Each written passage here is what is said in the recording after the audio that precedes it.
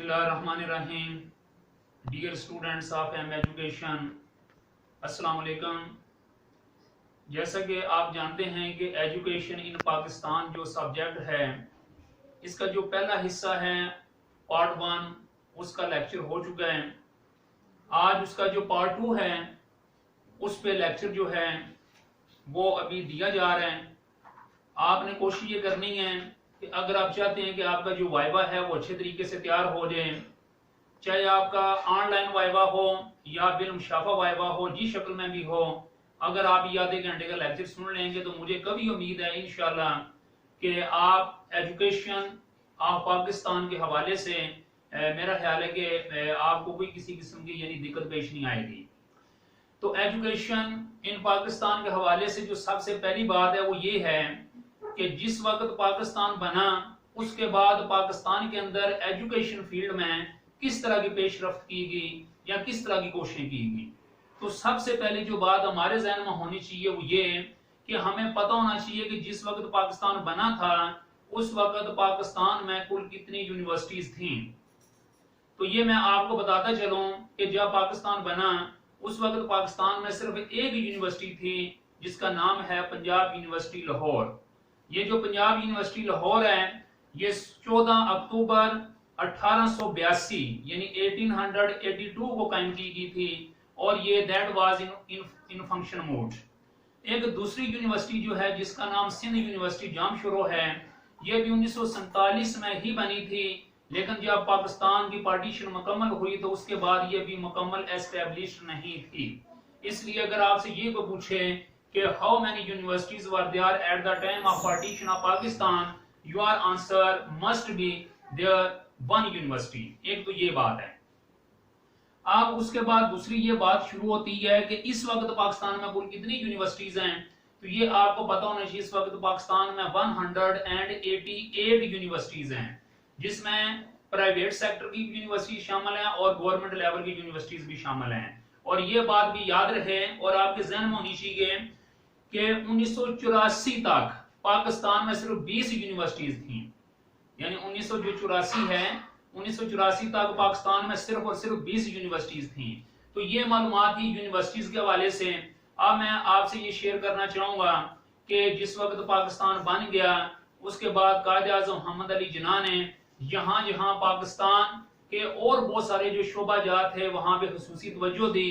आपने एजुकेशन के फील्ड में क्या काम किया उस हवाले से मैं आपसे शेयर करता चलूं कि एजुकेशन जो डिपार्टमेंट है या एजुकेशन का जो फील्ड है इसको बूस्ट अप करने के लिए सबसे पहले जो ऑल पाकिस्तान एजुकेशन जो कॉन्फ्रेंस है वो कायम की गई थी एजुकेशन के हवाले से। ऑल पाकिस्तान एजुकेशन जो कॉन्फ्रेंस है ये 27 नवंबर 1947 से शुरू हुई थी और 1 दिसंबर 1947 तक, यानी कि ये मतलब है कि इस पे काम होता रहा और इसके इजलास होते रहे। तो ये पाकिस्तान के एजुकेशन फील्ड में सबसे पहली कोशिश थी। इसकी सदारत किसने की? उस वक्त के जो एजुकेशन मिनिस्टर थे जिनका नाम था फजलुर रहमान, उन्होंने इसकी सदारत की और इसको अनाउंस भी उन्होंने ही किया। और इस ऑल यानी कि पाकिस्तान एजुकेशन कॉन्फ्रेंस की जो सबसे बड़ी बात है और इसकी अहमियत इस हवाले से भी है कि इस कॉन्फ्रेंस के अंदर कायदे आज़म मोहम्मद अली जिन्ना जो हैं उनका एक बहुत ही खूबसूरत जो पैगाम है वो भी पढ़ के सुनाया गया। और आपका पैगाम ये था, he said academic education was not only enough, there was immediate and urgent need of scientific and technical education। कायदे आज़म मोहम्मद अली जिन्ना टेक्निकल एजुकेशन और जो साइंटिफिक एजुकेशन है उस पर भी आपने बोला और ये पैगाम दिया कि हमने इस तरह भी सोचना है। तो आपने सिर्फ याद ये रखना है कि एजुकेशन के फील्ड में सबसे पहली अटेम्प्ट क्या थी, आपको पता होना चाहिए, all Pakistan education conference that was convened in Karachi in 27 November 1947 to 1 December 1947। उसके बाद यह है कि इस कॉन्फ्रेंस के अंदर कौन कौन सी जो चीजें हैं वो पेश की गई, इस कॉन्फ्रेंस के अंदर कौन कौन से खास किस्म की जो सिफारिशात हैं, या इसका आप समझ लेंगे इसका एजेंडा क्या था। तो इसका जो एजेंडा था उस हवाले से मैं आपसे ये शेयर करूंगा। ये एजेंडा भी था और ये जो एजेंडा है इसको मंजूर भी कर लिया गया। तो सबसे पहले जो खास बात इस कॉन्फ्रेंस की वो ये थी जो मंजूर भी हुई, two medical college for women should be established in both wings. यानी कि सबसे पहले ये बात की गई कि ये जो पाकिस्तान है ये आपको पता होना चाहिए उस वक्त ये पाकिस्तान एक ही था, उस वक्त ईस्ट और वेस्ट पाकिस्तान अभी अलग अलग नहीं हुए थे। लेकिन इसके बावजूद जो पाकिस्तान है, जो मशरकी पाकिस्तान है, जो मगरबी है, इनको टू विंग्स कहा जाता था, wing number 1 and wing number 2। इन दोनों के लिए सबसे पहले ये सिफारिश पेश की गई कि इनके अंदर एक एक मेडिकल कॉलेज होना चाहिए। दूसरी बात, एक council of technical education for Pakistan should B set up. Technical जो एजुकेशन फॉर पाकिस्तान की जो काउंसिल है या काउंसिल ऑफ टेक्निकल एजुकेशन, इसकी कायम करने की भी यानी कि एक सिफारिश पेश की गई। और तीसरी जो बात थी वो ये थी कि an inter university board of Pakistan should be formed. Inter university जो बोर्ड है इसकी सिफारिश भी पेश की गई। और चौथे नंबर पे a national library and museum should be set up. एक कौमी सतह के ऊपर पाकिस्तान के अंदर एक बड़े लेवल पर एक नेशनल लाइब्रेरी और एक म्यूजियम इनको भी कायम करने के लिए सिफारिश पेश की गई। फिर नंबर 5 पे a central institute of Islamic research be established for organizing and stimulating Islamic research according to the modern needs of the society. ये बहुत इंपॉर्टेंट बात है कि एक इस्लामिक रिसर्च काउंसिल कायम की गई जिसके मुताबिक पाकिस्तान के जो आइंदा आने वाले मसाइल हैं उनका इस्लाम की रोशनी में जो हल है वो ढूंढना, इस सिलसिले में कोशिश की गई। और नंबर 6 पे था industrial research council should be set up. एक इंडस्ट्री, क्योंकि हमारा जो टेक्निकल फील्ड है, जो फनी फील्ड है, जो शोबा है जिसमें हमारी इंडस्ट्री आ जाती है, जिसमें हमारी पेशा वराना स्किल्स आ जाती हैं, उसकी तरफ भी यानी कि खसूसी सिफारिश पेश की गई इसके अंदर।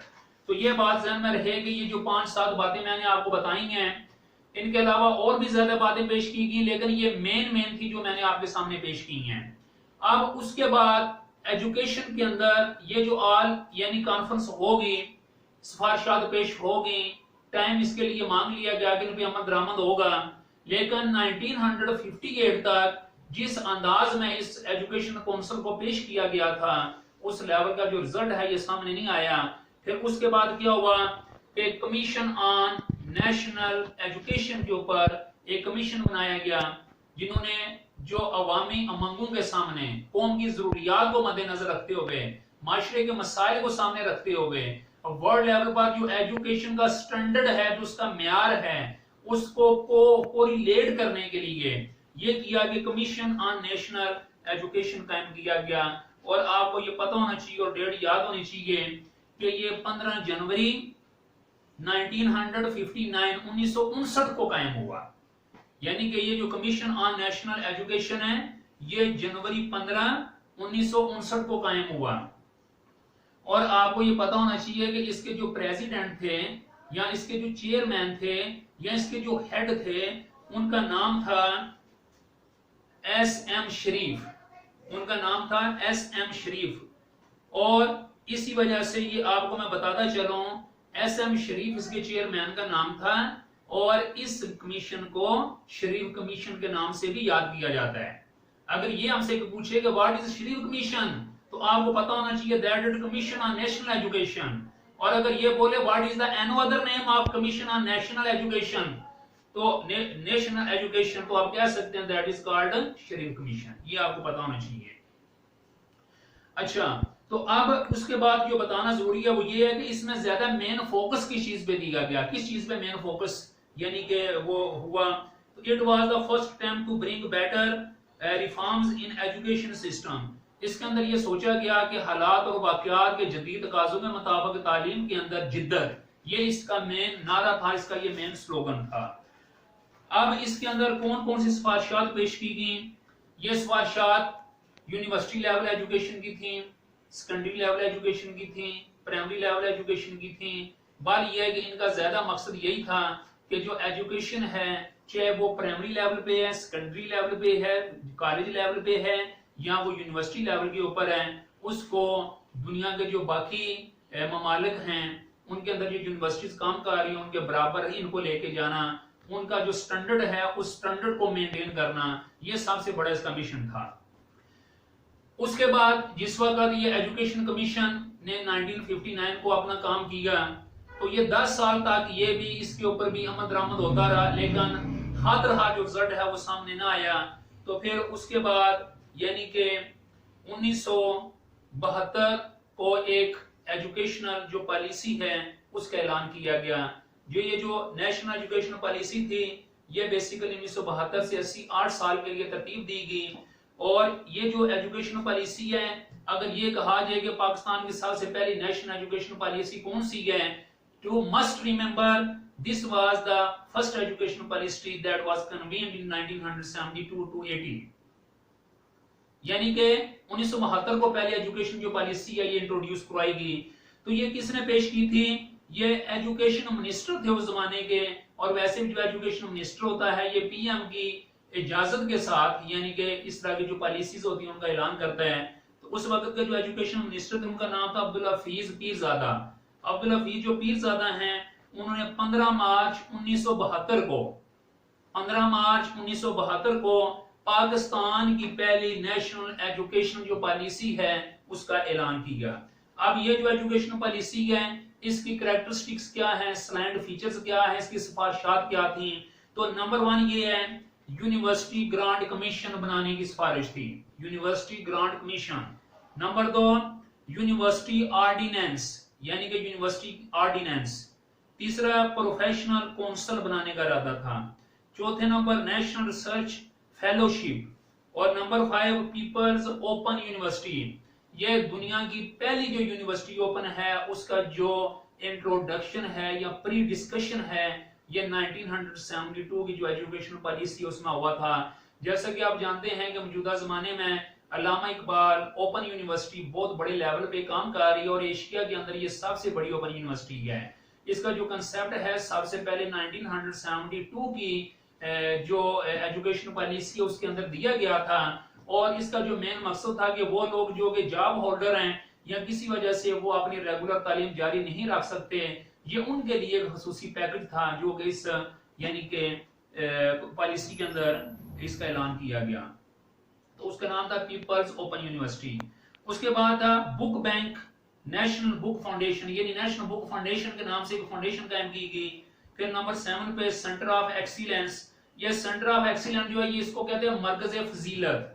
मरकज़े जो फजीलत है इसके अंदर इसका जो इसके बारे में बताना चाहूंगा, इसके अंदर जो खसूसी बात थी सेंटर ऑफ यानी कि एक्सीलेंस की, कि जो यूनिवर्सिटीज के अंदर जितने भी जो लायक और फायक जो तालिब इल्म होते थे उनको स्पेशल तौर पर जो गवर्नमेंट है वो मौका देती थी कि वो तहकीक करें डॉक्टरी के मैदान में, इंजीनियरिंग के मैदान में, आबेपाशी के मैदान में, टेक्निकल के शोबे में या किसी भी पेशेवराना शोबे के अंदर, ताकि उसकी वजह से जो हमारा वो शोबा है वो ज्यादा बूस्ट अप हो सके। और मिसाल के तौर पर वो जो तालिब इल्म है उनको स्पेशल गवर्नमेंट की तरफ से ग्रांट भी दी जाती थी। आप उसके बाद आ जाते हैं ये इस पॉलिसी के बाद जो दूसरे नंबर पर पॉलिसी इंट्रोड्यूस कराई गई उसका नाम था नेशनल एजुकेशन पॉलिसी 1978। इसमें कोई शक नहीं, there is no doubt about कि जो 1972 की पॉलिसी थी उसे 1980 तक जाना चाहिए था, लेकिन अनफॉर्चुनेटली नामसाइद हालात की वजह से और मिसमैनेजमेंट की वजह से और लैक ऑफ फंड्स की वजह से ये जो पॉलिसी है ये ज्यादा अरसा ना चल सकी। लिहाजा गवर्नमेंट को दोबारा 1978 को एक अलग से एजुकेशनल जो पॉलिसी है वो बनानी पड़ी।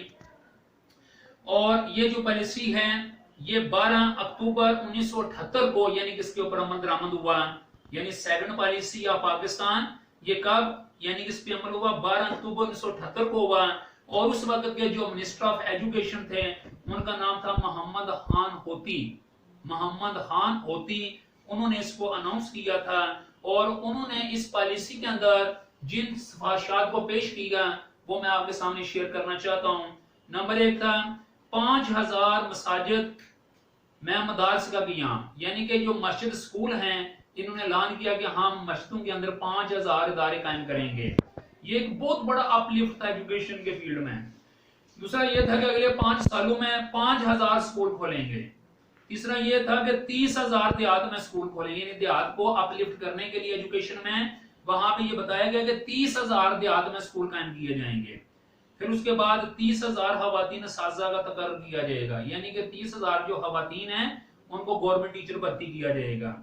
फिर उसके साथ ये था कि 1,000 प्राइमरी स्कूल को मिडिल स्कूल का दर्जा दिया जाएगा, जो प्राइमरी स्कूल है उन्हें मिडिल स्कूल बनाया जाएगा। फिर साइंस और टेक्नोलॉजी बेहतरी के लिए नेशनल सेंटर फार्मेसी एजुकेशन कायम किया जाएगा, ताकि वो जो साइंस का शोबा है इसको ज्यादा डेवलप अप किया जा सके। और उसके बाद उर्दू में जो मुल्क के अंदर जो उर्दू जबान है इसको जरिए तदरीस करार दिया जाएगा।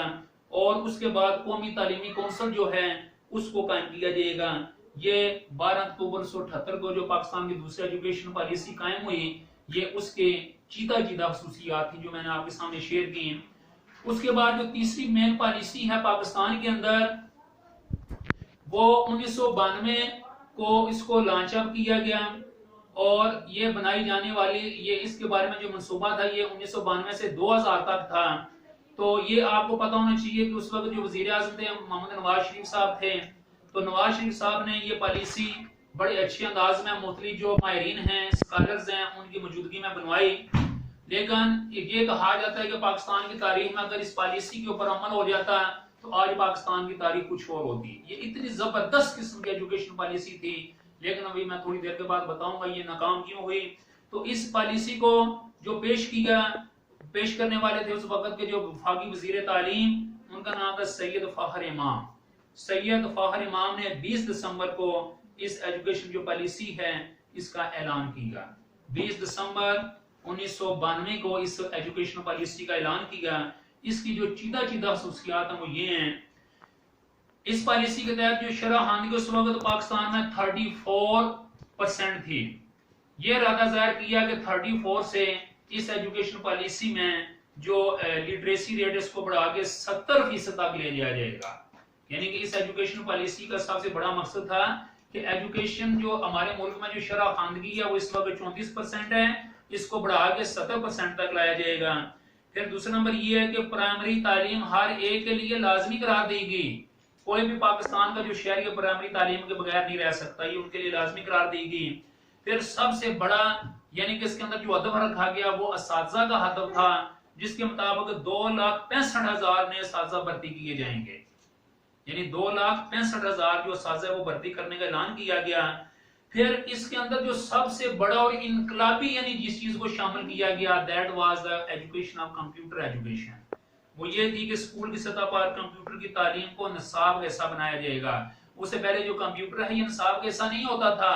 इस एजुकेशन पॉलिसी के अंदर पहली बार इस चीज का ऐलान किया गया कि मतलब ये है कि बाकी शोबाजात के साथ साथ जिस तरह हमारे इख्तियारी मज़ामीन बाकी हैं, इस तरह यानी जो कंप्यूटर है ये भी हमारा हिस्सा होगा। फिर उसके अलावा 33 नए पॉलिटेक्निक इदारे कायम किए जाएंगे। फिर 8 नए टेक्नोलॉजी कॉलेज कायम किए जाएंगे। 8 नए टेक्नोलॉजी कॉलेज जिनके अंदर टेक्नोलॉजी के हवाले से एजुकेशन होगी। फिर उसके अलावा जो डिग्री कॉलेज की तादाद में 400 से ज्यादा का इजाफा किया जाएगा, यानी 400 डिग्री कॉलेज बनाने का भी इरादा जाहिर किया गया।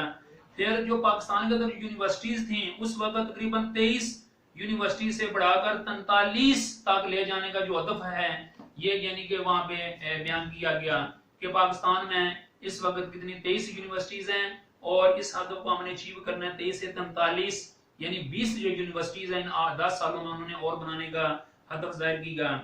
फिर ये था कि 2002 तक शरह खानगी को 70% तक बढ़ाया जाएगा। फिर उसके बाद तलबा के लिए लाजमी कंप्यूटर सर्विस मुतारफ करवाई जाएगी।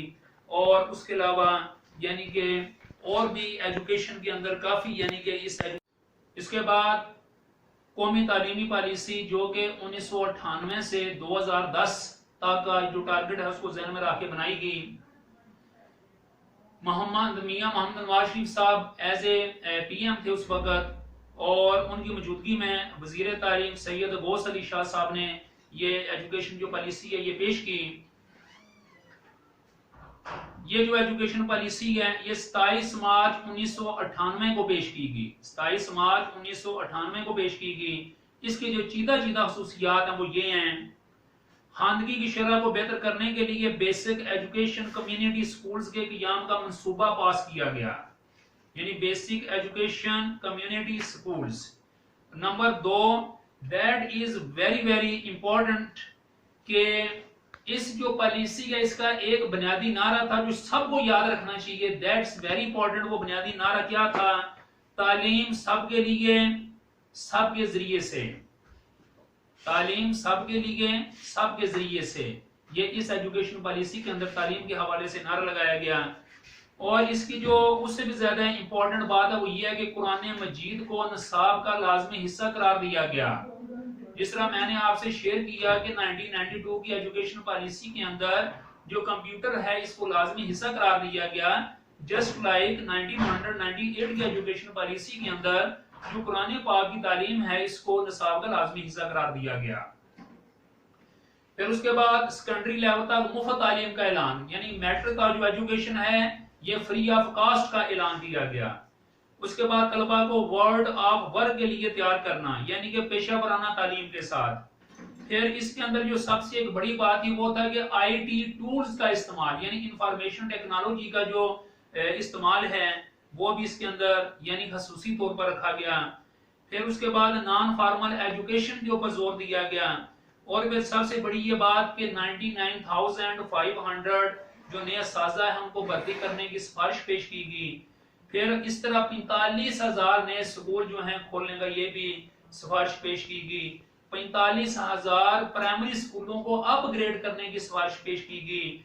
और उसके बाद एक फनी काउंसिल का क़याम, टेक्निकल काउंसिल भी कह सकते हैं, फनी क़याम टेक्निकल, ये वो कोर्स होते हैं जिसके अंदर बच्चों को मुख्तलिफ किस्म के डिप्लोमास वगैरह यानी कि बच्चों को इंट्रोड्यूस करवाए जाते हैं। मतलब बच्चों को सर्वेयर के कोर्स करवाए जाते हैं, बच्चों को मिसाल के तौर पर सर्वेयर के अलावा कंप्यूटर के हवाले से और टेक्निकल के हवाले से क्या मतलब ये है कि जो कंप्यूटर इसमें जो इंजीनियर वगैरह होते हैं, एसोसिएट इंजीनियर वगैरह, ये मुख्तलिफ किस्म के शोबा जाते हैं, उनके लिए यानी कि फनी काउंसिल का क़याम अमल में लाया गया।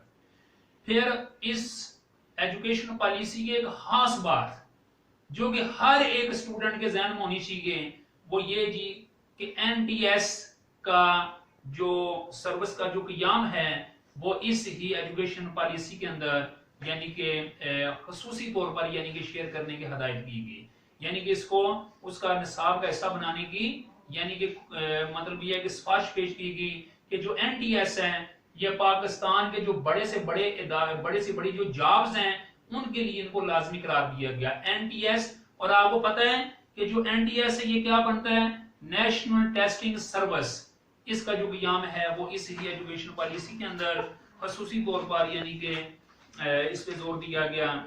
फिर उसके अलावा नए खुलने वाले स्कूलों में 70% खवातीन की जो टीचर भर्ती है, यानी कि ये ऐलान किया गया कि हमने 70% सिर्फ खवातीन को टीचर भर्ती करना है, क्योंकि उस वक्त ये बात खसूसी तौर पर हर जुबान के ऊपर थी कि जो प्राइमरी स्कूल होते हैं, जो इनिशियल स्टेज के ऊपर स्कूल होते हैं, यहाँ पर छोटे बच्चे तालीम हासिल करते हैं, उन छोटे बच्चों को जो खवातीन हैं ये बेहतर अंदाज में हैंडल कर सकती हैं, उनकी तालीम का बंदोबस्त कर सकती हैं, उनकी जो नीड्स होती हैं उनको जान सकती हैं, उन्हें एक जो मोहब्बत दी जाती है, प्यार या उन्स दिया जाता है, वो छोटे लेवल पर जो एक खवातीन हैं वो बच्चों को मुहैया कर सकती हैं। लिहाजा इस बात को मद्देनजर रखते हुए इस पॉलिसी के अंदर ये ऐलान किया गया कि प्राइमरी जो साजा है 70% खवातीन जो हैं उनको भर्ती किया जाएगा। फिर उसके अलावा एक national institute of teachers education कायम किया जाएगा। और सबसे बड़ी ये बात कि हर जिली हेडक्वार्टर में एक वोकेशनल ट्रेनिंग सेंटर जो है इसकी सिफारिश पेश की गई। और ये हदशा ये समझ लें कि ये भी एक इरादा जाहिर किया गया कि अगर इस पॉलिसी को हमने कामयाब बनाना है और ये कामयाब होगी तो ये 2010 तक पाकिस्तान के अंदर जो लिटरेसी रेट है वो 70% तक हो जाएगा इंशाल्लाह।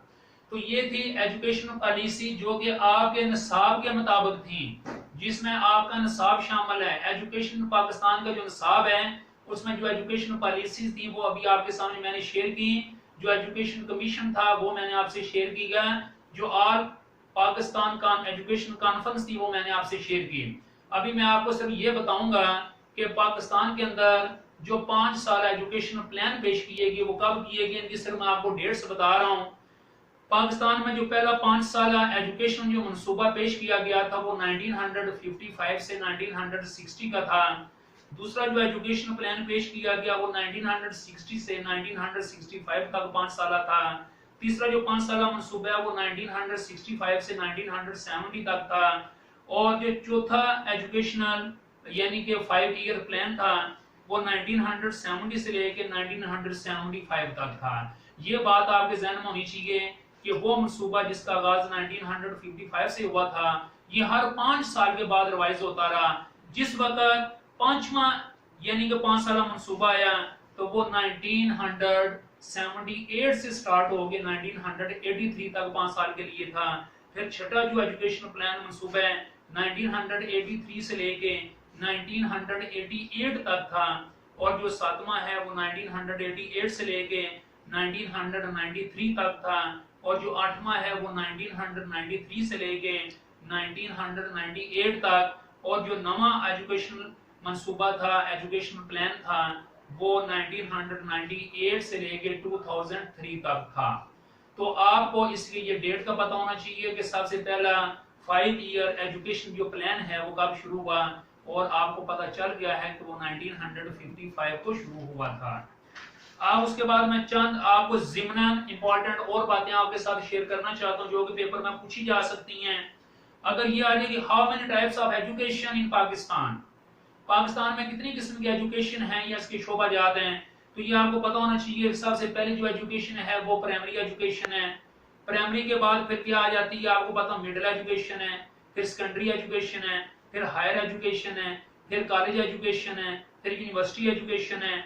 फिर उसके अलावा कुछ तदरीस साजा के लिए भी कॉलेज हैं जिनको एजुकेशनल कॉलेज भी कहते हैं, जिसमें सीटी पीडीसी की क्लासें होती हैं। फिर उसके अलावा टेक्निकल कॉलेज भी हैं, यहाँ पे मुख्तलिफ किस्म के जो टेक्निकल कोर्सेज हैं वो करवाए जाते हैं। फिर उसके अलावा नीम रस्मी तालीम बालगा भी अदारा है। फिर इसके अलावा मैट्रिक और इंटर लेवल बोर्ड भी है जिसको बायस जैसे बायस निर्भर है। BISE से क्या बनता है, you must be remembered, BISE से बनता है board of intermediate and secondary education, ये बायस से बनता है।